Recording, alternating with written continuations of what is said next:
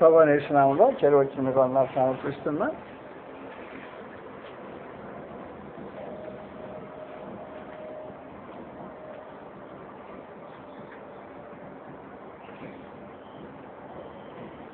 ప్రభువైన యేసు భూమి మీదకి రాకముందు లోకం పరిస్థితి మనం ముందుగానే ఆలోచన చేశాం. రోమీయులకు 5వ అధ్యాయంలో 12వ వచనం రాబడి ఉంది. రోమీయులకు 5వ అధ్యాయం ఒక మనుషుని ద్వారా పాపం ద్వారా మరణమును లోకములు ఎలా ప్రవేశించనో మనుషులందరూ పాపము చేసినందున మరణం అందరికీ సంప్రాప్తమై.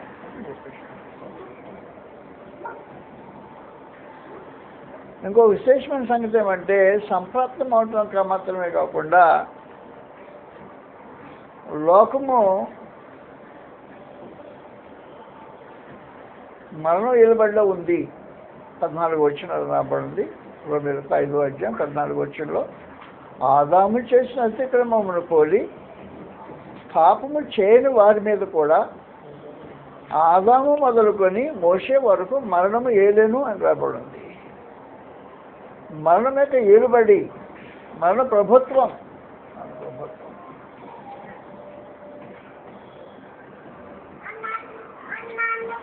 వాస్తవానికి ఆ మరణ ప్రభుత్వం యొక్క పాలసీ,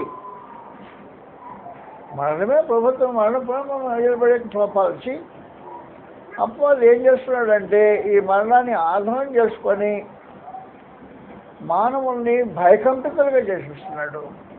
మన భయం చేత దాస్యానికి లోబరిచి ఏలుబడి నియంత పాలన జరుగుతూ ఉంది. నియంత పాలన. హెబ్రీయులకు 2వ అధ్యాయంలో గ్రంథం 14 వచనం రాబడింది. హెబ్రీ 2వ అధ్యాయం. కాబట్టి ఆ పిల్లలు రక్తమాంసములు గలవారైనందున ఆ ప్రకారమే మరణం యొక్క బలము గల వారిని అనగాపోవదిని మరణము ద్వారా నష్టం చేయుటకును జీవితకాలమంతయు మరణ భయం చేత దాస్యములో పడిన వారిని విడిపించుటకును ఆ రక్తమాంసంలో పాల్పడాయి. మన యేసు భూలోకానికి అవతరించినప్పుడు రక్తమాంసంలో పాల్పడేయాడు. ఈ రక్తమాంసంలో పాల్పడైతేనే తప్ప మరణించడానికి అవకాశం ఉండదు. అందువల్ల ఆయన ఏం చేయలేదంటే ఎంత మాత్రం దేవదూత స్వభావం ధరించుకోవాలా. 2వ అధ్యాయం హెబ్రీ 9వ వచనంలో ఆయన ఎంత మాత్రమో దేవదూతల స్వభావం ధరించుకోలేక అబ్రహాము సంతాన స్వభావం ధరించుకోలేను రాబడి. అబ్రహాము సంతాన స్వభావం, దేవదూతల స్వభావం ధరించుకోవాలా. ఎందుకు దేవదూతల స్వభావం ధరించుకోవాలంటే 9వ వచనం ఆయన ప్రతి మనుషుని కొరకు మరణం అనుభవించినట్లు దేవదూతల కంటే కొంచెంగా తక్కువ అడుగు చేయబడ్డ యేసు మరణం పొందినందున అది సమాచారం. కాబట్టి దేవదూతల కంటే కొంచెం తక్కువ అడుగు చేయబడ్డవాడు మరణం పొందటానికి, మరణం పొందితేనే అపవాది యొక్క చర్యను అరికట్టే కార్యక్రమం. మరణము పొందితేనే 14 వచ్చి చెప్పిన సమాచారం. కాబట్టి ఆయన రక్తమాంసం ఎందుకు పాల్పడయ్యాడు అంటే ఆ ప్రకారమే మరణం యొక్క బలం గల వారిని అనగాపవాదిని మరణము ద్వారా నశింపు చేయటం. అపవాదిని నశింపు చేసే వేరే మార్గం లేదు. దేవుని సంకల్పంలో, దేవుని ప్రణాళిక అంతట్లో అపవాదిని నశింపు చేయటానికి పాపరహితుడు మరణం అవసరం. మరణం ద్వారానే అపవాదిని నశింపు చేయగలడు. అనేకసార్లు ఇమ్మలాడుతున్నా అపవాది దగ్గర పెట్టేసి వాడు చుట్టూ 100 ఆటం బాంబులు వెళ్తూ ఒకేసారి పేల్చినా కూడా అపవాది కింద. అపవాది ఏం చేయడానికి వెళ్ళాడు. కాబట్టి అపవాదిని నశింపు చేయడానికి దేవుని ఏకైక మార్గము క్రీస్తు ప్రభు యొక్క శిలువ మార్గం. కాబట్టి ఆ పిల్లలు రక్తమాంసాలు గలవైనందున ఆ ప్రకారమే మరణం యొక్క బలము గలవాన్ని అనగా పోదని మరణము ద్వారా నశింపచేసి జీవితకాలం అంతా మరణ భయం చదువు దాస్యంలో పడిన విడిపించగా రక్తమాంసంలో పాల్గొన్నాడు. కాబట్టి యేసు రక్తమాంసంలో పాల్గొనైనప్పటి రోజుల్లో ప్రభుత్వం మరణాన్ని ఏలుబడి అపవాది మరణాన్ని ఆస్కారం చేసుకుని ఏలుబడి కొనసాగిస్తున్నాడు. ఈ ఏలుబడి ఏదైనా తోట మొదలుకొని మోషే ధర్మశాస్త్రానికి ప్రతినిధి, ధర్మశాస్త్రం అంతం వరకు రమారమి 4000 సంవత్సరాల పాటు మనం ఏలుబడి జరుగుతూ ఉంది. మనుషులు మన భయం చేత భీతులై దాశానికి పరచబడి ఉన్నారు. ప్రభుత్వం కొనసాగుతోంది. పరమానంద దేవుడు ఆయన రాజ్యాన్ని వాగ్దానం చేశాడు. ఆయన రాజ్యాన్ని గురించి వాగ్దానం చేసినప్పుడు మరణ ప్రభుత్వం ఉంది. రాజ్యము సాతానిక రాజ్యము మరణ ప్రభుత్వం జరుగుతోంది. దేవుడు తన రాజ్యాన్ని గురించి వాగ్దానం చేశాడు. వాగ్దానం చేసినప్పుడు దానియేలు గ్రంథము 2వ అధ్యాయంలో 44వ వచనం సమాచారం రాబడింది. ఆ రాజుల కాలంలో పరలోకమందున దేవుడు ఒక రాజ్యముని స్థాపించాడు. కాబట్టి మరొక రాజ్యం స్థాపన జరగబోతుంది. ఒక రాజ్యం కొనసాగుతోంది. మరణ ప్రభుత్వంతో సాతాను రాజ్యం కొనసాగుతోంది. కానీ ఆ రాజుల కాలంలో ప్రత్యేకమైన రాజుల కాలం గురించి మాట్లాడాడు. ఆ రాజుల కాలంలో పరలోకమందున దేవుడు ఒక రాజ్యమును స్థాపించడం, దానికి అన్నిటికీ నాశనం కలగదు. 3 దాన్ని పొందిన వారికి కాకుండా మరి ఎవరికి చెందదు. అది తక్కిన రాజ్యాన్ని లయం చేసేసి తను మాత్రం ఒకటే ఉండిపోతుంది అనే విశేషమైన సమాచారం ప్రవచనలో ఉండిపోయింది. కాబట్టి ఆ రాజ్యాన్ని గురించి, దేవుడు స్థాపించబోయే రాజ్యాన్ని గురించి 4 వాస్తవాలు చెప్పాడు. మొదటి వాస్తవం కాలాన్ని గురించి మాట్లాడాడు. ఆ రాజుల కాలంలో, ఆ రాజులు ఎవరో కాలం ఏడో గ్రంథం తెలిసి మాట్లాడుతూ కంగారు పడాల్సిన అవసరం లేదు. ఆ రాజుల కాలంలో ఒకటి. రెండవది మహోన్నతుడు దేవుడు ఒక రాజ్యాన్ని స్థాపిస్తాడు. ఇది సాతాను రాజ్యం కాదు, పరలోకపు దేవుడు స్థాపించే రాజ్యం. 3 దాన్ని పొందే వారికి తప్ప మరి ఎవరికి చెందదు. కాబట్టి రాజ్యము ఎక్స్క్లూజివ్, కొంతమందికి మాత్రమే, ఎవరు పొందిన వారికి మాత్రమే రాజ్యం చెందుతుంది. ఎవరికంటే వారికి చెందే రాజ్యం కాదు. 4 అది తక్కిన రాజ్యాన్ని లయం చేసి తను ఒకటి మాత్రమే నిలబడిపోతుంది అనే విశేషమైన సమాచారం ప్రవచనంలో తెలియజేశాడు. ఆ రాజుల కాలం ఏదో చదువుతాం. గ్రంథం తీసి లూకాసు వార్త 3వ అధ్యాయం. లూకాసు వార్త 3వ అధ్యాయంలో రాజుల కాలాన్ని గురించి మాట్లాడుతూ సమాచారం ఇలా రాసి చెప్పేసి 3వ అధ్యాయం మొదటి నుంచి రాబడింది. లూకాసు వార్త 3వ అధ్యాయం 1వ వచనం నుండి అది సంగతి. తిబెరియా కైసరు ఏలుబడిలో రోమా చక్రవర్తి, తిబెరియా కైసరు అనేవాడు రోమా చక్రవర్తి. తిబెరియా కైసరు ఏలుబడిలో 15వ సంవత్సరం యోసేపు పొంతిపిలాతు ప్రధాన అధిపతిగాను, హేరోదు శతాబ్దాధిపతిగాను, త్రకోనీతి దేశములందు ఫిలిప్పు శతాబ్దాధిపతిగాను, లుసాని అధిపతిగాను ఉన్న కాలమున, అదే కాలమున ఆ రాజుల కాలంలో ఆ కాలం గురించి మాట్లాడాడు. ఆ రాజుల కాలంలో పరలోకమందు దేవుడు ఒక రాజ్యాన్ని స్థాపిస్తాడు. స్థాపించే రాజ్యము దేవుని రాజ్యం. ఉన్న రాజ్యము సాతాను రాజ్యం.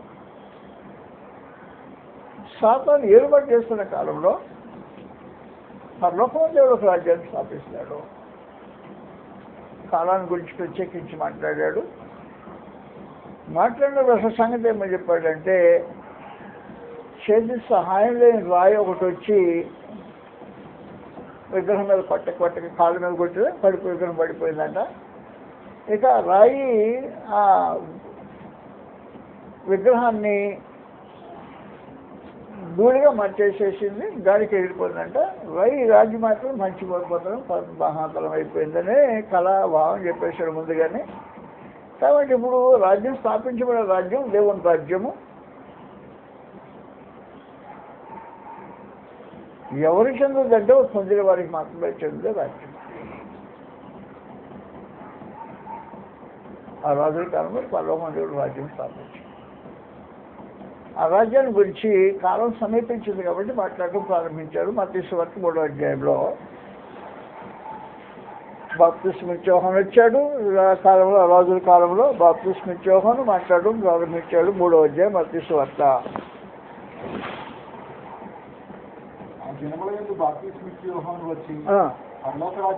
అది సంగతి, పరలోక రాజ్యం సమీపించినది కాబట్టి పొందేవారు ఎవరు అనమాట, మారుమనసు పొందేవాళ్ళకి చెందే కార్యక్రమం. కాబట్టి మీరు మారుమనసు పొందులని యోదయారాజ్యం ప్రకటన చేస్తూ ఉన్నాడు. 17వ వచనంలో ప్రభువైన యేసు మాట్లాడుతున్నాడు, చదువుతాము. 17వ వచనంలో 3వ అధ్యాయం 17వ వచనం, అప్పటి నుండి యేసు పరలోక రాజ్యము సమీపించినది. ఆ రాజ్యం స్థాపన కోసం వచ్చిన మహారాజు. ఈ రాజ్యాన్ని స్థాపించాలి అంటే మొదటి రాజ్యాన్ని ఓడించేయాలి, భయపరచాలి. మొదటి రాజును రాజ్యాన్ని ఓడించేస్తే రెండో రాజ్యం స్థాపించబడేదానికి అవకాశం ఏర్పడుతుంటుంది. అందువలన రాజులకి ఇద్దరికీ కలిసిన పోరాటం జరిగిన కార్యక్రమం అనేక సార్లు చెప్పాను, మాట అంటున్నా.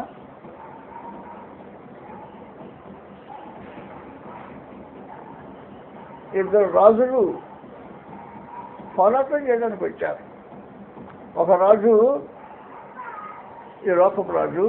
యోహాను సువార్త 14వ అధ్యాయంలో 30వ వచనంలో రాబడింది. యోహాను సువార్త 14వ అధ్యాయం 30వ వచనం మాట్లాడను. అది లోకాధికారి అపవాది. ఈ లోకాధికారి వస్తున్నాడు. నాతో నీకేం సంబంధం లేదు, ఇవి వదిలిపెట్టేశాను. ఈ లోకాధికారి అపవాది. కానీ లోకాన్ని ఎలుబడి చేస్తున్నవాడు, మరణాన్ని ఆస్వాదం చేసుకొని మన ప్రభుత్వం కొనసాగిస్తున్నవాడు ఈ లోకాధికారి. ప్రభువైన యేసు వచ్చాడు. ఆయన మత్తయి సువార్త 2వ అధ్యాయంలో యూదులకు రాజుగా వచ్చాడు. ఆయన యూదులకు రాజుగా వచ్చాడు. యూదులకు రాజు ఒక ఆయన, ఈ లోకాధికారి ఇద్దరు కలిసి పోరాటం అనేది విశేషమైన వాటిలో ఈడుపు జరిగిపోయే పరిస్థితి. యోహాను సువార్త 18వ అధ్యాయంలో 35వ వచనం నుండి పిలాతు ఎదుట మాట్లాడుతున్నాం. ప్రభువైన యేసు ఆ రాజుల కాలం జరిగిన కార్యక్రమం ఇది. మత్తయి సువార్త యోహాను సువార్త 18వ అధ్యాయం 35వ వచనం నుండి అందుకు పిలాతు, నేను యూదునా ఏమి అప్పగించదు కదా,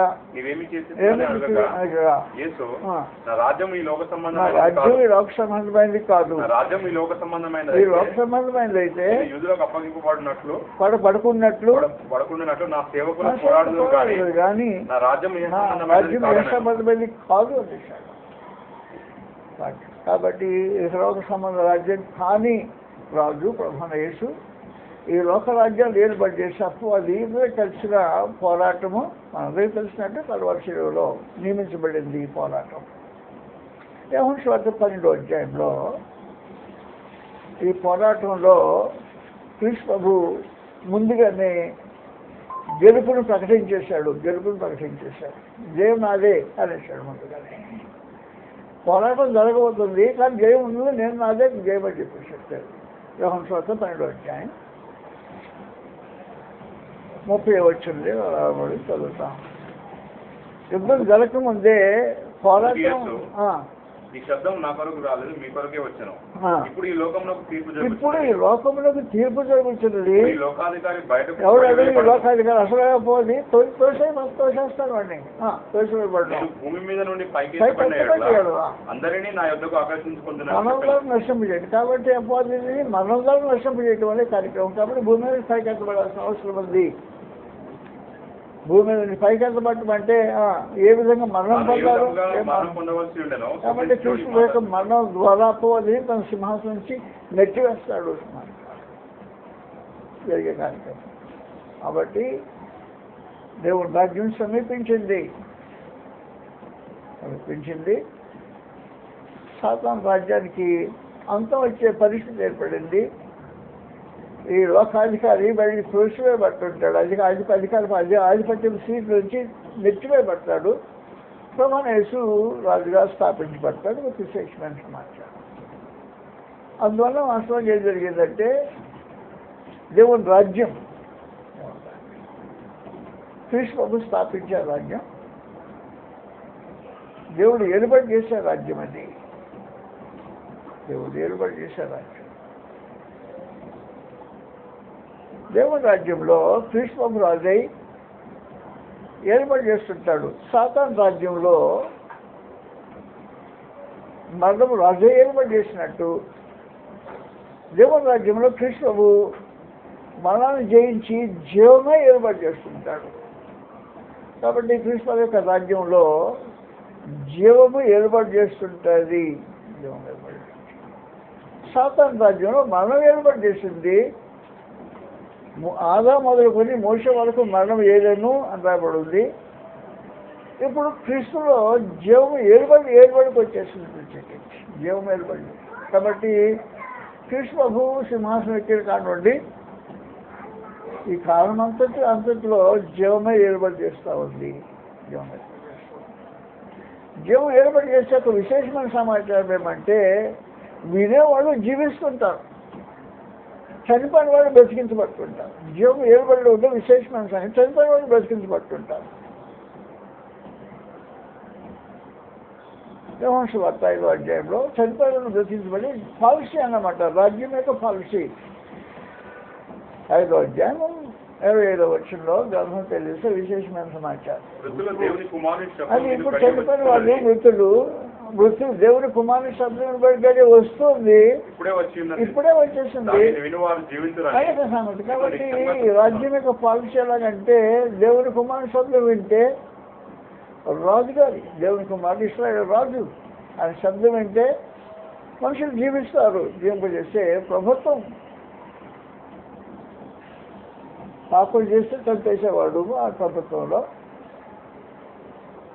ఇప్పుడు పాపం చేసేవాడు చనిపోయే నియమాన్ని ఎత్తివేసి సంపూర్ణంగా జీవమే శాశ్వత నియమంలో మనుషులను బ్రతికించడం విశేషమైన కార్యక్రమం. దేవుని రాజ్యంలో నీతి ఏర్పాటు చేస్తుంటుంది, జీవం ఏర్పాటు చేస్తుంది. జీవం ఏర్పాటు చేస్తుంది.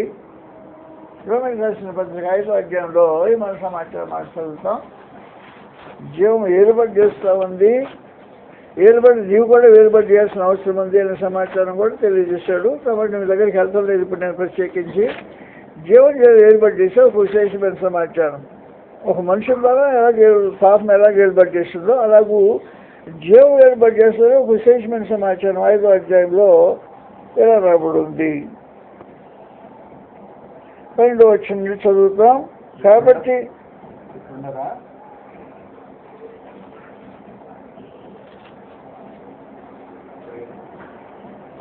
5వ అధ్యాయం 18వ వచనం క్షమించండి, 18 చదువుతాం. కాబట్టి తీర్పు ఒక అపరాధం మూలంగా వచ్చింది, మనుషులందరికీ శిక్షావిధి కలుగుతూ. మనం క్షమించాలి. 17వ వచనం నుంచి మరణము ఒకని అపరాధం వల్ల వచ్చినదై ఒకని ద్వారానే ఏలిన ఎడల కృప బాహుళ్యమును నీతిదారులు పొందువారు జీవము కలవారై ఒకని ద్వారా ఏం జరుగుతుంది సమాచారం. ఏలుబడి మారిపోయింది. దేవుడు ఏర్పాటు చేస్తుంటాడు, జీవం ఏర్పాటు చేస్తుంటుంది. పాపం ఏర్పాటు చేయడానికి వెళ్తా పాపం ఏర్పాటుని తొలగించి నీతి ఏర్పడి మరణపు ఏర్పడిని తొలగించి జీవపు ఏర్పడి సాతాను ఏర్పడిని తొలగించేసి కృష్ణ యొక్క ఏర్పడి రాజ్యం జరుగుతోంది. ప్రభువును ఏం చేశాడు అంటే తన శిష్యులైన వారికి ఈ మాటలు తెలియజేశాడు. నేను ముందు తెలిసినప్పుడు మళ్ళీ అంటున్నా, దేవుని పరలోకమందుల దేవుడు ఎవరు ఎన్నడూ చూడని దేవుడు, మానవ కళ్ళు ప్రతీతులైన దేవుడు, అది అక్షయుడు, అదృశ్యుడు, అద్వితీయుడు దేవుడు, సకలింగంలో రాజై ఏర్పాటు చేసే దేవుని ఎవరు ఎప్పుడు చూడలేదు. ఆ దేవునిని క్రీస్తు ప్రభు తన శిష్యుడైన వారికి తండ్రిగా పరిచయం చేశాడు.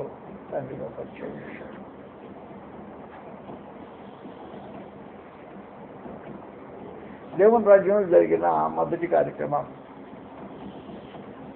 దేవుని రాజ్యంలో ఉన్న వారికి దేవుడు తన తండ్రిగా పరిచయం చేయబడ్డాడు. మత్తయి సువార్త 6వ అధ్యాయంలో 10వ వచనం రాబడింది. ప్రభువైన యేసు మాట్లాడుతూ దేవుని తండ్రిగా పరిచయం చేయటం ఒక అద్భుతమైన కార్యక్రమం శిష్యులకు. ఆయన రాజ్యంలో జరిగే కార్యక్రమం. పరలోకమందున్న మా తండ్రి, పరలోకమందున్న మా తండ్రి, మీకు తండ్రి ఉన్నాడా? తండ్రి ఉన్నాడా? మా తండ్రి. కాబట్టి పరలోకమందున్న దేవుడు శాశ్వత సింహాసనం మీద కూర్చున్న దేవుడు, ప్రతి సింహాసనం యొక్క ఆధిపత్యాన్ని శాసించగలిగిన దేవుడు. ఆయన సింహాసనము ఆదేశించకుండా ఎవరికి అధికారం భూలోకంలో ఎక్కడ ఏ లోకంలో ఉండదు. అలాంటి దేవుని ఇప్పుడు క్రీస్తు ప్రభు రాజ్యంలో తండ్రిగా పరిచయం చేశాడు. దేవుని రాజ్యంలో క్రీస్తు ప్రభుకి ఏలుబడి కింద దేవుడు నీకు తండ్రి ఆ పరిచయం చేశాడు. నీకంటే కాదు, శిష్యులైన వారికి తండ్రి దేవుడు, శిష్యులైన వారికి తండ్రి. లోకం అనేకమైన తండ్రి ఏం చేస్తుంది? ఈ రాజ్యంలో ఉండే విశేషమైన వాతావరణం ఎలాంటిదంటే, ఈ ఆయన ఏర్పాటు చేస్తున్నప్పుడు వాతావరణం లోకంలో ఇలా రాజ్యంలో వాతావరణం అంటే బిడ్డల యొక్క అవసరత తండ్రి తీరుస్తాడు. అలాంటి వాతావరణం కుటుంబ వాతావరణాన్ని దేవుడు లోకంలో తీసుకొచ్చి పెట్టాడు. క్రీస్తు కుటుంబ వాతావరణాన్ని తీసుకొచ్చి పెట్టాడు. దేవుడు తండ్రిగా ఉంటే మనుషులు మీ తండ్రికి తెలుసు మీ అవసరతలు అని చెప్పేసి లోకాసు వార్తలో 6వ అధ్యాయం 12వ అధ్యాయం క్షమించండి 12వ అధ్యాయం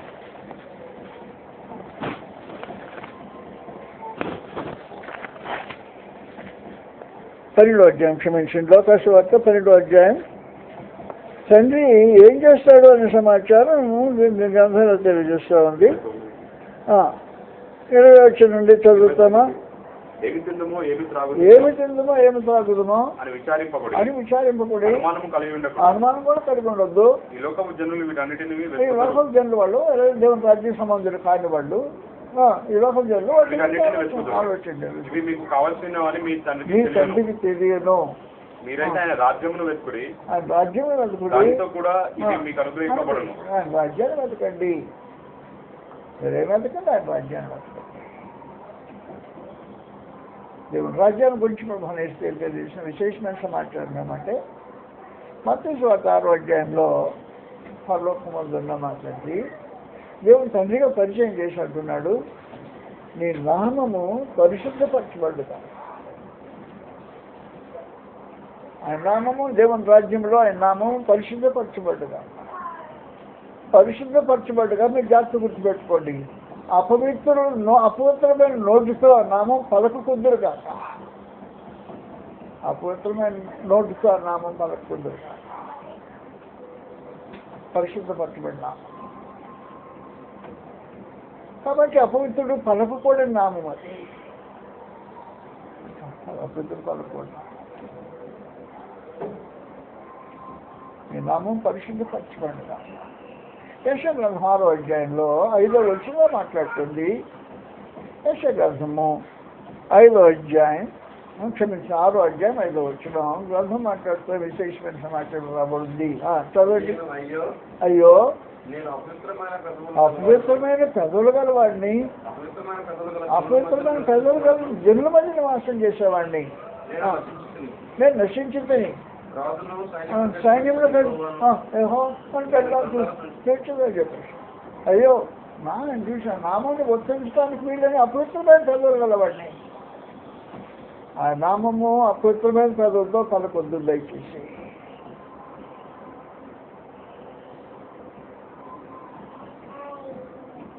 ఆ నామానికి మనుషులంతా గౌరవించారో మీకు తెలియకపోవచ్చు. బైబిల్ ఉంది, చదువుకుంటూ వెళ్తుంటాం, ఆయన నామం వస్తానే ఉంటుంది, నోట్లో పలుకుతూనే ఉంటాం. ఇది పవిత్రమైన నోరా అపవిత్రమైన నోరా అని ఆలోచించే. కానీ ఆ నామాన్ని రాయటానికి పూనుకున్న మనిషి గురించి చెప్పారు మీకు. నామం వస్తే రాసుకుంటూ పేరు వచ్చి రాయాల్సిన అవసరం వస్తే అక్కడి నుంచి లేచేయండి, శుద్ధిగా కడుక్కొని మళ్ళీ కన్ను మార్చి ఆ నామం రాసి అది అక్కడ పెట్టేసి మళ్ళీ నామం, ఆ నామానికి ఇవ్వబడిన గౌరవం నీకంటే తెలియదు. పరలోకమందు మా తండ్రి, నీ నామం పరిశుద్ధపరచబడి అపవిత్రుడు పలస్తుందరుగా, భక్తిహీనులు నీ నిబంధన వచ్చింపకుందరుగా, భక్తిహీనులు వచ్చించుకుంటున్నా. ఆయన నామం పరిశుద్ధమైన కీర్తన గ్రంథం 111వ కీర్తన 9వ వచనంలో గ్రంథం 111వ కీర్తన 9వ వచనంలో గ్రంథం తెలియజేసే సమాచారం నిలబడి చదువు ఒకసారి. ఆయన నామం పరిశుద్ధమైనది, బోధింపదగినది. 9వ వచనం చదవట్లేదు. ఆయన తన ప్రజలకు ఆయన తన ప్రజలకు విమోచన కలుగు చేయవాడు, తన నిబంధనను నిత్యముగా ఉండనివాడు. ఆయన నామము పరిశుద్ధమైనది, పూజనీయమైనది. ఆయన నామం మామూలు కాదు, పరిశుద్ధమైన నామం. అపవిత్రుడు పలకూడని నామం, భక్తిహీనులు ఉచ్చరించుకోవడం నామం.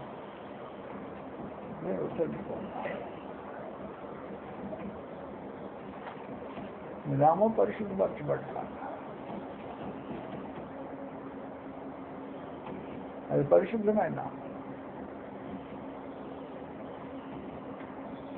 కాబట్టి పరలోకం దేవుని పరిచయం చేసి దేవుని రాజ్యంలో వాతావరణంలో దేవుని పరిశుద్ధతను గౌరవించే వాతావరణం దేవుని రాజ్యం. అది దేవుని రాజ్యం అంటే. పరలోకమందున్న మా తండ్రి, నువ్వు మా తండ్రివి, మేము దేని గురించి చింతపడక్కర్లేదు, దిగులు పడాల్సిన అవసరం. ఏమి తిందుమో ఏం త్రాగుదమో ధరించుకుందామో అనేది లోకజంలో ఆలోచన, మాకు అవసరం లేదు. మా అవసరంతో మా తండ్రికి తెలుసు. తండ్రిగా పరిచయం చేసి దేవుని రాజ్యంలో వాతావరణం వచ్చి మాట్లాడు. ఆలోచన అనవసరం పెట్టుకోవద్దు. దేవుని రాజ్యంలో అనవసరమైన ఆలోచన అక్కడ. దేవుని రాజ్యము, ఆయన ఆధిపత్యం, ద సావరెనిటీ, బెస్లేయా గురిలో ద సావరెనిటీ ఆఫ్ గాడ్, దేవుని యొక్క ఆధిపత్యం,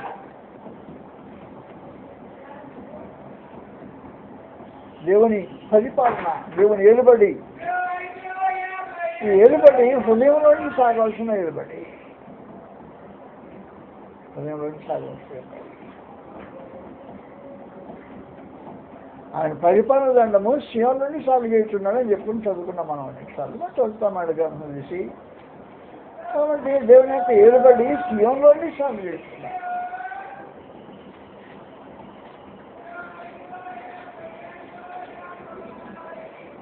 కీర్తన 110వ కీర్తనలో మొదటి నుండి ప్రభువు నా ప్రభువుతో సెలవిచ్చినవాడు.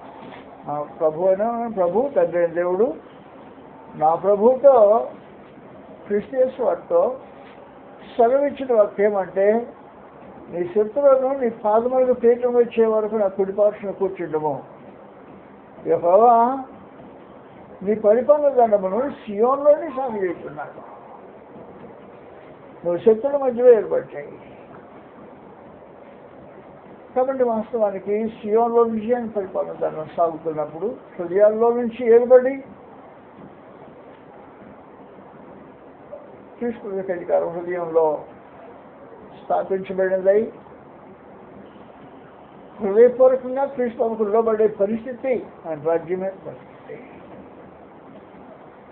ముందే కండిషన్ చెప్పేశాడు, ఆయన మాట వినాలి. ఏం చెప్పినా అన్ని విషయాలు ఆయన మాట వినాలి. ఆయన మాట వినాలి. ఎవరి మాట వినాలి? ఈయన నా ప్రియకుమారుడు, ఈయన మాట విను.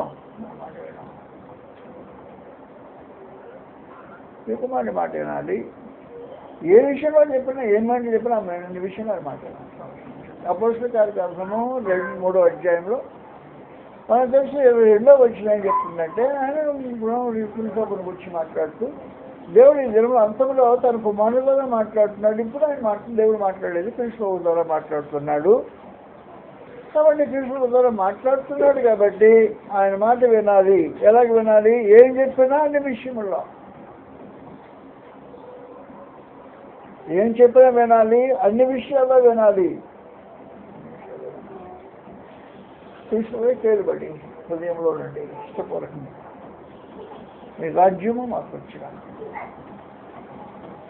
నీ పరిపాలన మా జీవితాల్లో నెరవేర్చబడ్డగా నీ ఆధిపత్యాన్ని మేము ఇష్టపూర్వకంగా లోబడుదుముగా. ప్రభువైన యేసు దేవుని రాజ్యాన్ని గురించి మాట్లాడినప్పుడు అపవాది ప్రభుత్వాన్ని కూల్చేసి మన ప్రభుత్వాన్ని తీసివేసి దేవుని రాజ్యము స్థాపించబడినప్పుడు దేవుని ఏలుబడి క్రీస్తు యొక్క పరిపాలన ధర్మ సీఎంలో సాగు చేయబడినప్పుడు జరగాల్సిన కార్యక్రమం అంటే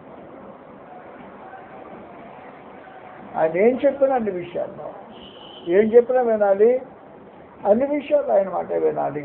పరిపాలన ధర్మం సీఎంలో సాగు చేసే విశేషం. అందువల్ల నీకు ఎవరి ప్రభుత్వం కావాలో నాకు తెలియలా. ముందు ప్రభుత్వం బాగుందా? మరణ భయం చేత దాస్యంలో వచ్చిన ప్రభుత్వం బాగుందా? దాస్యానికి లోపరిచి నిన్ను ఒక నియంతగా వేధించిన ప్రభుత్వం బాగుందా? నీ స్వాతంత్రాన్ని ఎత్తివేసిన ప్రభుత్వమే బాగుందా? లేదు, ప్రభుని వేసుకొచ్చాడు. బలవంతుని ఆయుధ ధరించిన బలవంతుని ఎత్తివేశాడు. ఆయన సింహాసన శాస్త్రంగా చేయబడ్డాడు.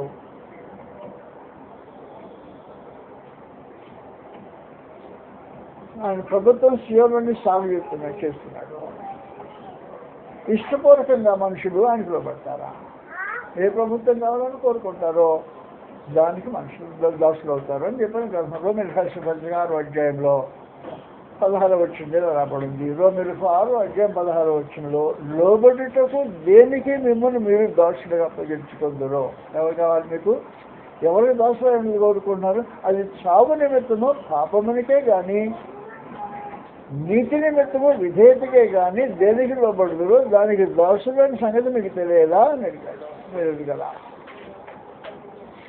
లోబట్టుగా దేనికి మీద మేము అప్పగించుకుంటున్నారు? దేనికి మిమ్మల్ని మీరు దాసులుగా అప్పగించుకుంటారు? ఇది మీ ఇష్టం. దేనికి అప్పగించుకోవడం మీ ఇష్టమే, ఇబ్బంది లేదు. మనిషి స్వాతంత్రం అనుగ్రహించబడింది. నిష్ప్రకారం జీవించడానికి క్రీస్తు స్వాతంత్రం ఇచ్చాడు. ఎప్పుడైతే పాప ప్రభుత్వం తొలగించాడో మనుషులకు స్వాతంత్రం వచ్చింది. పాపము ప్రభుత్వంలో మనిషికి స్వాతంత్రం లేదు. పాపం ఏర్పాటు చేస్తుంటే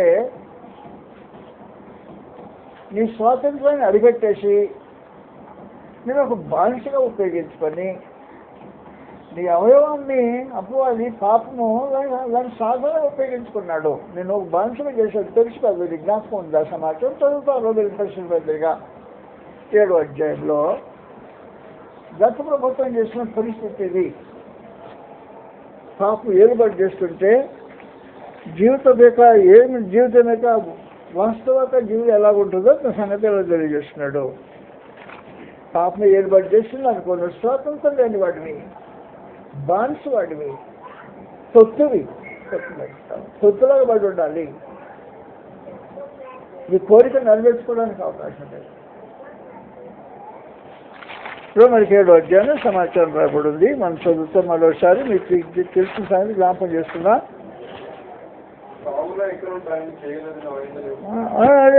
సమాచారం రైట్ 15వ వచ్చింది చదువుతాం. 15వ వచ్చింది అనగా చేయను ఎరగకపోతే అంతేండి, చేయను జరగను, నిశ్చయించినది చేయక ద్వేషించేదే చేస్తున్నా. అది కారణం ఏంటి? ద్వేషించేది చేస్తున్నాను. నేను ద్వేషిస్తున్నాను కదా, ద్వేషించేదాన్ని చేయకుండా మానుకోవాలి కదా. చేయాలని కోరిక ఉంది, కోరుకునే దాన్ని చేయాలి కదా, కోరుకునే దాన్ని చేయకూడదు, ద్వేషించేదాన్ని చేస్తున్నా. కానీ చదువుతాను. ద్వేషించడానికి కారణం ఏంటి? నిశ్చయించడం నేను చేసిన శ్రేష్టమైన ఒప్పుకుంటున్నా. నాయందు నివసించే పాపనే కానీ నేను కాదు, నేను పాపాన్ని తొత్తుని కాబోతుంది. పాప తొత్తు యొక్క పరిస్థితి అది. సభను ఏం చేశాడు అని స్వతంత్రంగా చేశాడు. యోహాను సువార్త 8వ అధ్యాయం 31వ వచనం గ్రంథం తెలిసి విశేషమైన సమాచారం రాబడింది. ప్రభువైన యేసు తన నన్ను యూదులతో, మీరు నా వాక్యమును నిలిచిన వారైతే నిజముగా నాకు శిష్యులు అయ్యండి, సత్యమును గ్రహించెదరు, సత్యం మిమ్మల్ని స్వతంత్రంగా చేయను అన్నాడు. అప్పుడు వాళ్ళని అబ్జెక్షన్ చేశాడు. మేము ఎవరికి దాసులుగా ఉండేదంటారే, మీరు పాపం చేసేవాళ్ళు, మీరు పాపం దాసులు కదండి, మీ మొక్కలు చెప్తాను, మీరు మీ మొక్కల్లో చూస్తుందా చెప్తున్నాను. పాపం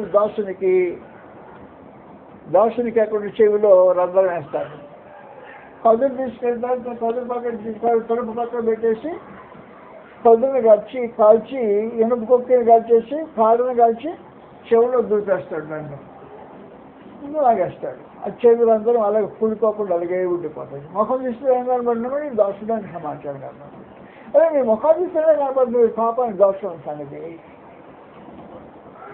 స్వతంత్రంగా ఏదో మాట్లాడుతుంటారు. పాపం ఎప్పుడైనా స్వతంత్రం ఇచ్చిందా నీకు? నిశ్చయించేది చేయలేకపోతున్నట్టువి, ద్వేషించదాన్ని చేస్తుందని చెప్పేస్తుంటే ఒక పక్కనే నిశ్చయించని చేయలేకుండా ద్వేషించని చేసే ఒక బానిస బతుకుతున్నావు, స్వతంత్రంగా అంటానికి ఎలాగ అంటున్నావు అని చెప్పేసి. అందువలన నీ ముఖం చూస్తేనే పాపం చేసిన పాపానికి దోషులు.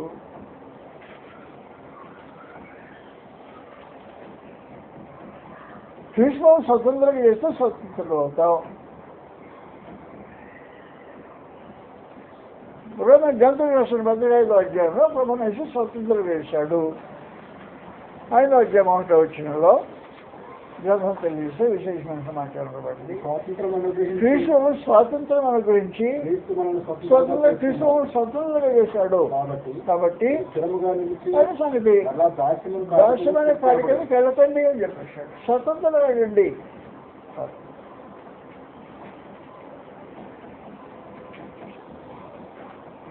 కాబట్టి ఇప్పుడు ఏం చెప్పాడు అంటే ప్రభువును వేసి చెప్పాడు, స్వాతంత్రం ఇస్తూ మొత్తానికి చెప్పాడు. నీకు ఇప్పుడు స్వాతంత్రం ఇవ్వబడింది. ఈ స్వాతంత్రంలో లోబడుటకు దేనికి మిమ్మల్ని మీరు దాసులుగా అప్పగించుకుంటున్నాం.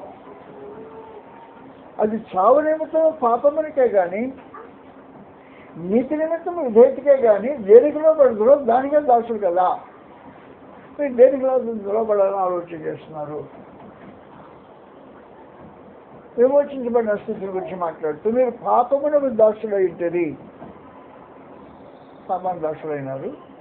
అయితే ఏ ఉపదేశ క్రమమునకు మీరు అప్పగింపబడతారో, అపోస్తలుల బోధకు అప్పగించబడ్డారు, క్రమమైన ఉపదేశానికి అప్పగింపబడితే ఏ ఉపదేశ క్రమమునకు మీరు అప్పగింపబడతారో దానికి హృదయపూర్వకంగా లోబడి పాపం నుంచి విడుదల పొందే నీతికి దాసులు అవుతారు.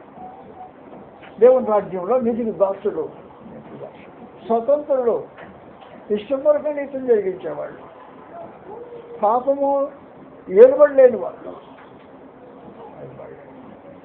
దేవుని రాజ్యం పరలోకమందున మా తండ్రి నీ నామము పరిశుద్ధపరచబడి, నీ రాజ్యము, నీ ప్రభుత్వం మా జీవితాలకు అనుగ్రహించబడ్డగా, స్వతంత్రం అనుగ్రహించబడ్డగా, పాప దాశ నుంచి విడుదల అనుగ్రహించబడ్డగా, స్వతంత్రమైన జీవితం, ఇష్టపూర్వకంగా ఏం కావాలని కోరుకుంటా అలా జీవించే విధానం. ఒక మాట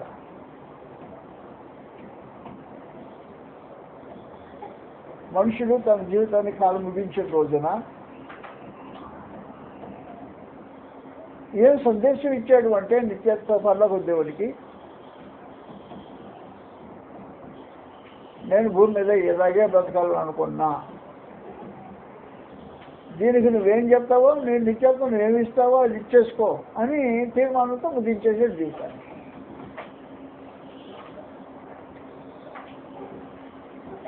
నువ్వేమిచ్చి నాకు అభ్యంతరంగా, నేను ఇలాగే బ్రతకాలనుకున్నాను నా జీవితం. అలా నువ్వు స్వతంత్రించి బ్రతకటానికి ప్రభు నేర్చు స్వాతంత్రం ఇచ్చాడు. రాజ్యంలో స్వాతంత్రం, నువ్వు ఎలా బ్రతకాలని కోరుకుంటావో అది బ్రతకొచ్చు. దేవుని రాజ్యంలో ఉండే వాతావరణం, అపోహ రాజ్యంలో ఈ వాతావరణం ఉండదు. పాపం వేలుబడిలో స్వాతంత్రం ఉండదు. చేయకు నిశ్చయించడం కోరుకుని నేను నీతి చేయాలని కోరుకుంటుంది, చేయలేవు. పాపము దుర్మార్గత నీతికారం చేయకూడదనే వాడు ఆశ బాగానే ఉంటుంది, కానీ కుదరదు. ఈ బాంస బ్రతుకది ప్రభావం స్వాతంత్రం అనుకుంటాడు. దేవుని రాజ్యంలో స్వాతంత్రం అంటే ఈ స్వాతంత్రం లోబట్టదు దేనికి మేము మీరు దాచుగా మీ ఇష్టపూర్వకంగా అంటే ఒక మాట గుర్తుపెట్టుకోండి. మనం వాళ్ళకించి జరిగే కార్యక్రమం అది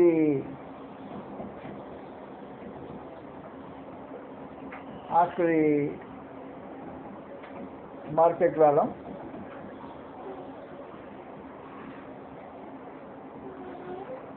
బాన్సన్ అమ్మే మార్కెట్ అది. మా యజమానుడు గుంపులుగా అమ్మ తీసుకొచ్చి బాన్సన్లు పెట్టేసి వేలం వేసుకొని కొత్తడు కొనుకెళ్తే వెళ్తుంటాడు. మామూలుగా జరుగుతున్న కార్యక్రమం జరుగుతుంది. ఒక యవనరాలు టాలెంటెడ్ అమ్మాయి మాస్ మార్కెట్లో కాకుండా వేరుగా ప్రత్యేకించి అమ్మటానికి ఆమె మాత్రం ఆసరా పెట్టారంట. ఈ మార్కెట్ ఈమెను ఈ మార్కెట్ ఎలా వేయడానికి జనాలందరూ కుప్పకు వచ్చేసారు. బిడ్డింగ్ జరుగుతుంది. బిడ్డింగ్ అంటే ఏంటి? వేలం పాటు జరుగుతుంది. ఏమో రేటు మాట్లాడుతున్నారు. పోతా ఉంది తెచ్చిపోతానే ఉంది. ఎవరికి అందలేనంత రేటు ఒక మోహాన్ని పెట్టేసి ఇంకా అందుకోలేనంత రేటు పెట్టేసి పక్కన పెట్టుకున్నాడు. వాటి ముగించేశారు. ఈ మనిషి వెంట కొన్న ఆయన వెంట అమ్ముడుపోయిన అమ్మాయి అడ్డుకోవాలా. చివరి ముగింపు బిల్ పేమెంట్ వగైరా సంగతులు జరుగుతున్నాయి. అతను రహస్యం వచ్చి బిల్ పే చేసి వెళ్ళిపోతాను. బిల్ పే చేసి వెళ్ళిపోతామంటే ఈ వ్యాపారం చేసేవాళ్ళు అమ్మ కొన్నవాడు వెళ్తున్నాడు, వాడేవాడు పోమన్నాడు. ఈ అమ్మాయి కానీ హడావిడిగా ఆయన వెళ్ళిపోతున్నాడు, తలకాయలకి వెళ్ళిపోతా ఉన్నాడు కొన్నవాడు. నేను వెంట పడతా ఉంటాయి.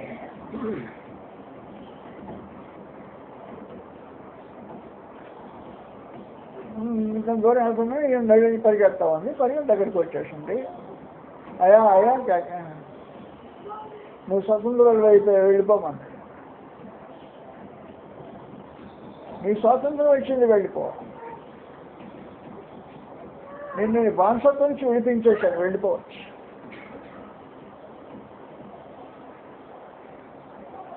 దాన్ని వెళ్తున్నాడు, ఈమె ఎంత పడతామండి.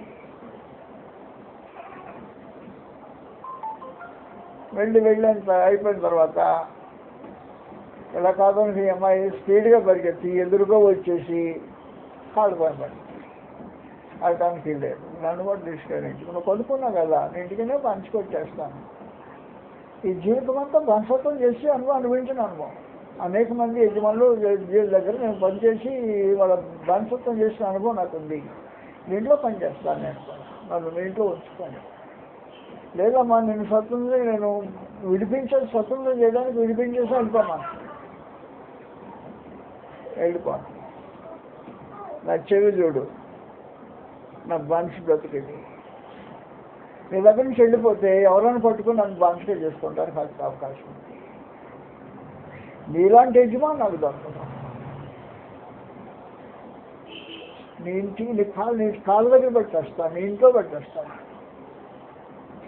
నేను వదిలిపోను అనేసి ఏడటం మొదలెట్టేసిందంట. నేను బానిసలంటే బానిస బ్రతుకంటే ఇష్టపడేవాడిని కాదు. బానిసలు స్వతంత్రంగా చేస్తే మనసు కలిగినవాడు.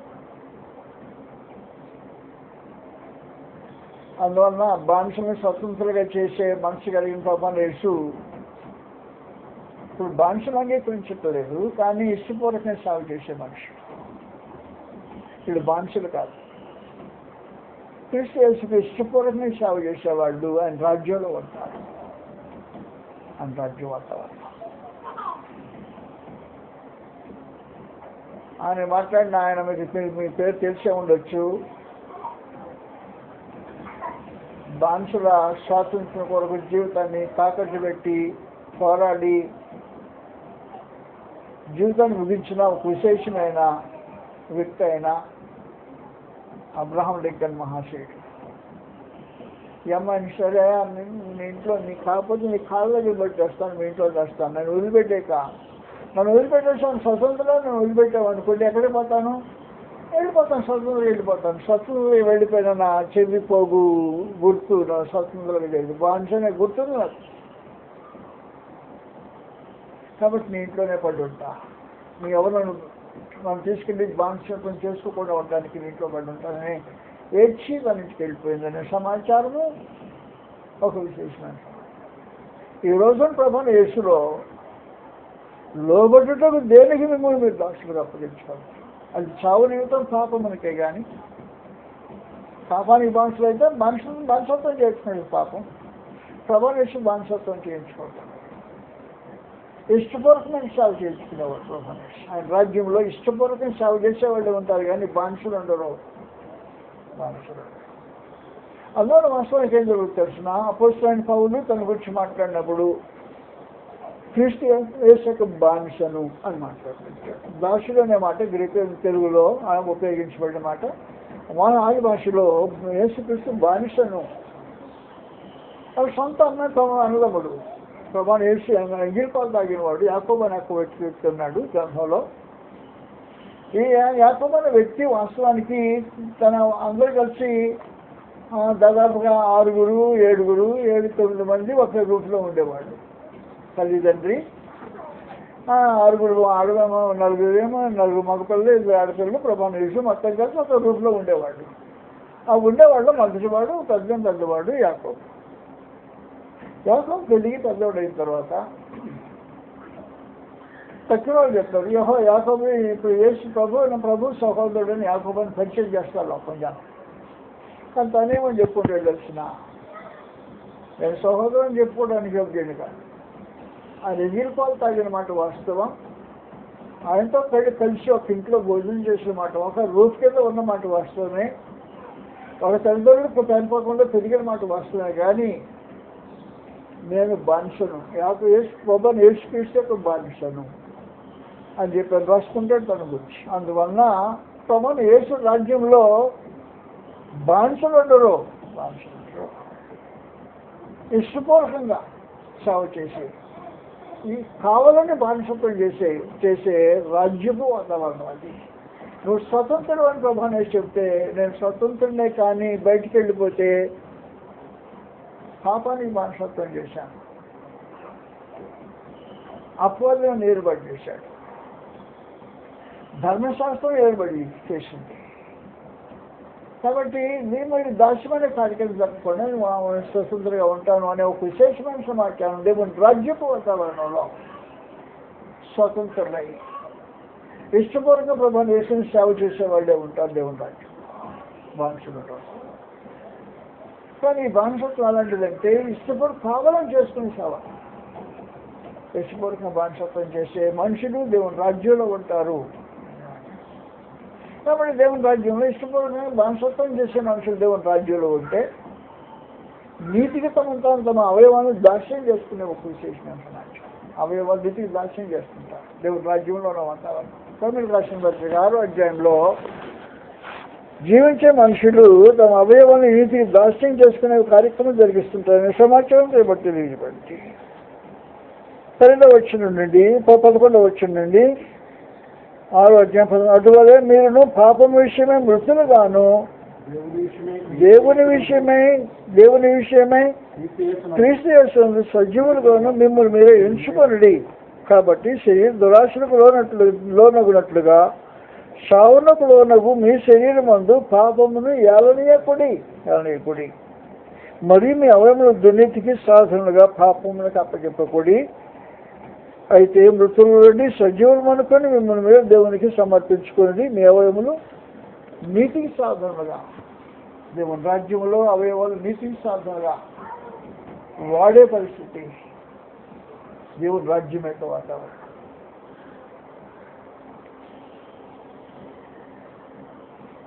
పాపానికి దాసులుగా అప్పచెప్పకుండా అవయవాన్ని పాపానికి దాసులుగా అప్పచెప్పకుండా నీతికి దాస్యం చేసే ఒక విశేషమైన వాతావరణం. దేవుని రాజ్యము నీతి కలిగింది.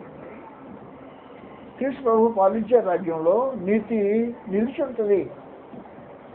అందువల్ల దేవుని రాజ్యానికి నిర్వచనం చెప్పాడు గ్రంథంలో రోమీయులకు 14వ అధ్యాయం 17వ వచనంలో దేవుని రాజ్యము భోజనం తాను కాదు కానీ నీతియు సమాధానమును పరిశుద్ధాత్మ అందమైంది. కాబట్టి దేవుని రాజ్యంలో నీతి వాతావరణం,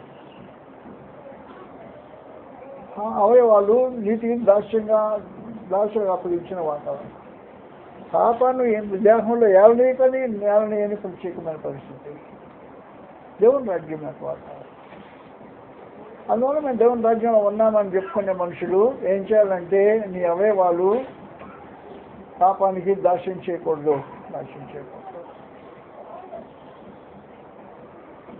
నీ అవయవాలు కేవలం నీతికి దాస్యం చేయాల్సిన అవసరం ఉంటుంది. అవయవాలతో నీతిని జరిగించు, పాపం జరిగించు. దేవుని రాజ్యమే వాతావరణం. స్వతంత్రులైన వారు దేవుని రాజ్యవాసులు స్వతంత్రులైన వారు. క్రీస్తు స్వాతంత్రులుగా మనుషులు చేశాడు. లోబడటానికి ఇష్టపడుతుంటావో ఇష్టపడుతున్న కార్యం నెరవేర్చుకోవడానికి కుదిరే కార్యక్రమం. నువ్వు ఏది చేయదలుచుకోకుండా ఉంటావో చేయకుండా ఉంటావు,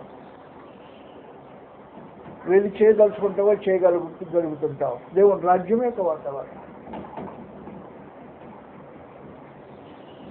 మంచి చేయాలని ఎందుకు అందరూ కానీ కుదరలేదు. ఇది దేవుని రాజ్యం యొక్క వాతావరణం కాదు. నువ్వు మంచి చేయగలిగితే చేయాలనుకుంటే మంచి చేయగలుగుతావు. పాపం చేయకుండా ఉండాలని అనుకుంటున్నాను దగ్గర పాపం చేయకుండా ఉండగలుగుతావు. దేవుని రాజ్యపు వాతావరణం అది. పరలోకమైన దేవుడు రాజ్యం స్థాపించి దానికి అనేక సాక్ష్యం కలదు.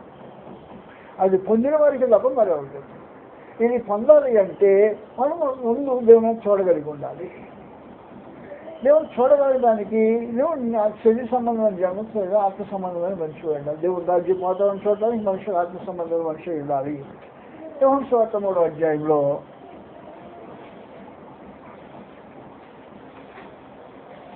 కొత్తగా జన్మించితేనే కానీ దేవుని రాజ్యం కనిపించదు. వచ్చిన వల్ల నేను మాట్లాడే దేవుని రాజ్యం కనిపించాలంటే కొత్త జన్మ ఇచ్చి ఉండాలా.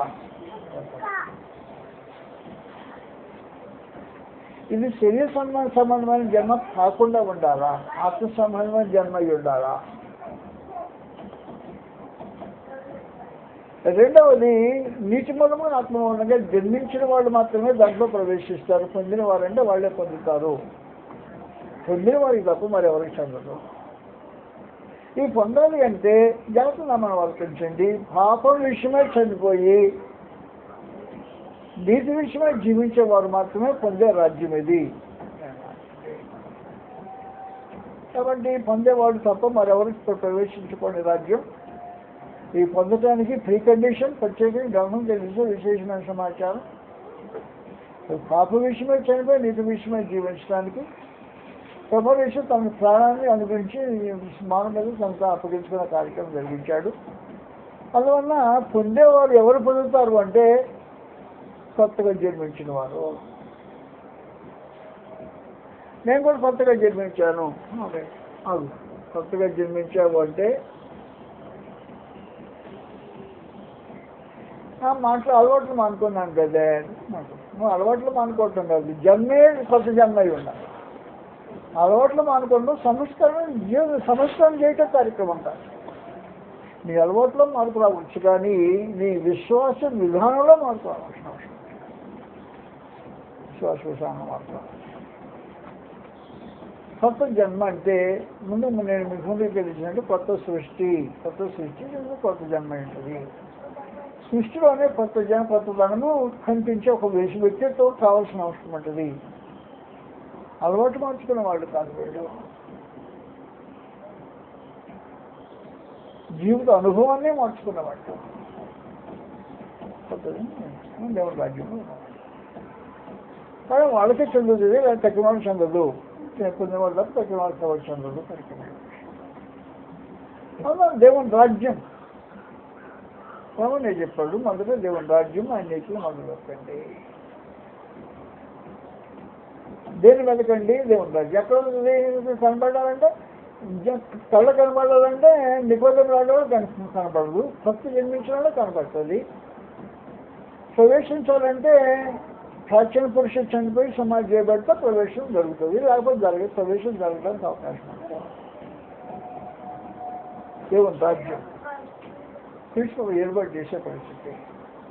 హృదయంలో నుంచి నీతి బయటకు వచ్చి చేసే కార్యక్రమం, లోపల అంతరంగంలో నుంచి నీతి జరిగే ఒక విశేషమైన కార్యక్రమం దేవుని రాజ్యం. నీతి సమాధానం పరిశుద్ధాత్మ దేవుని రాజ్యమే కోరుతాం. నేను మిమ్మల్ని విశ్వసించకుండా సముద్ర దయతో మనం ఆలోచించండి. సమావేశం భూమి మీదకి వచ్చేటప్పటికి ఒక ప్రభుత్వం ఉంది, అది మరణ ప్రభుత్వం.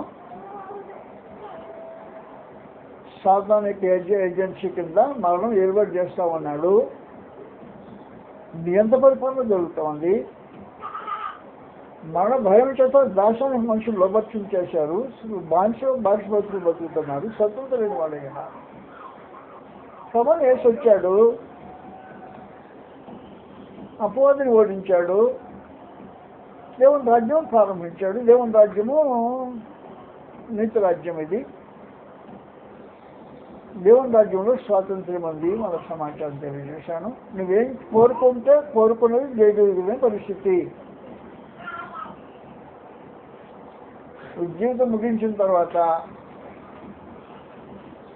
నేను పాపం చేయకుండా ఉండాలనుకున్నాను, కానీ చేయలేకుండానే చచ్చిపోయాను అనే భావన శాతాను అభిప్రాయాలు ఏర్పడలో జరిగే కార్యక్రమం.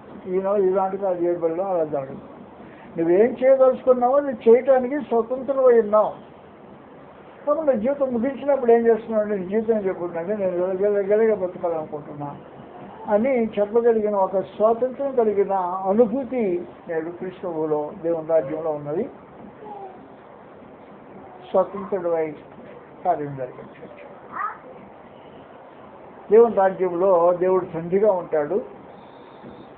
ఆయన నామం పరిశుద్ధపరచబడాల్సిన అవసరం ఉంటుంది.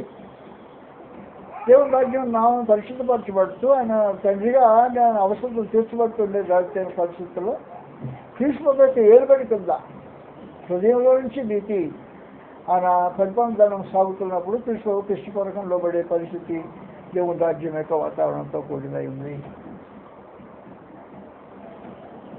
నువ్వు పొందేవా? పొందిన వారికి చెందుతుంది.